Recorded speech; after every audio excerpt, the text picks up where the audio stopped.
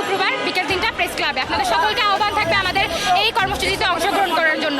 এই যে অন্যায়ভাবে হামলা করা হচ্ছে, গ্রেফতার করা হচ্ছে, মামলা দেওয়া হচ্ছে, এই সকল কিছুর বিরুদ্ধে এবং এইসব গণহত্যা গণগ্রেফতারের বিরুদ্ধে আমাদের এই প্রতিবাদী একটা পদযাত্রা হবে। আপনাদের সবাইকে আমাদের সাথে যুক্ত হওয়ার আহ্বান রইল।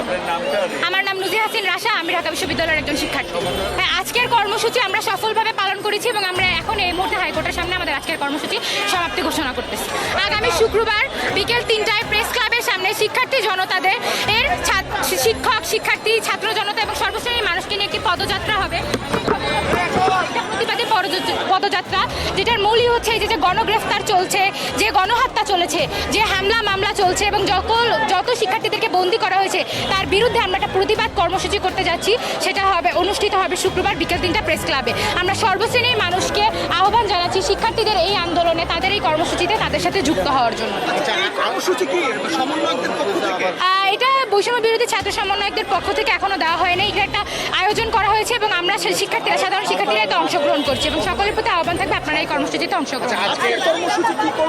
আজকের কর্মসূচি আমরা হাইকোর্টের সামনে সফলভাবে সম্পন্ন করেছি এবং এই মুহূর্তে আমাদের এই কর্মসূচি সমাপ্তি ঘোষণা করা হচ্ছে। হাইকোর্টে নানা বাধা বিপত্তি এড়িয়েও আমাদের শিক্ষার্থীরা স্বতঃস্ফূর্তভাবে এখানে একত্রিত হয়েছে এবং আমরা আমাদের প্রতিবাদ এখানে করেছি।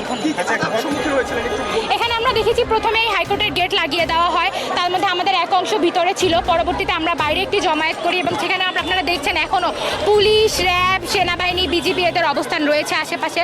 তারা আমাদেরকে নানাভাবে ভয়ভীতি দেখানোর চেষ্টা করেছে, কিন্তু আমরা নানাভাবে বাধা বিপত্তি এড়িয়ে এখানে সকলে একত্রিত জমা হয়ে এবং যারা নাকি হাইকোর্টের ভিতরে ছিল তারাও এক পর্যায়ে গেট থেকে বের হয়ে এসে আমরা স্লোগান দেই, একটা ছোট মিছিল যায় আমাদের এখানে এবং শেষে আমরা বক্তব্য দিয়ে আমাদের কর্মসূচিটা শেষ করি এবং সকল হামলা মামলার বিরুদ্ধে ইট পাটকেল ছুড়েছে সেই মন্ত্রীকে পদত্যাগ করতে হবে।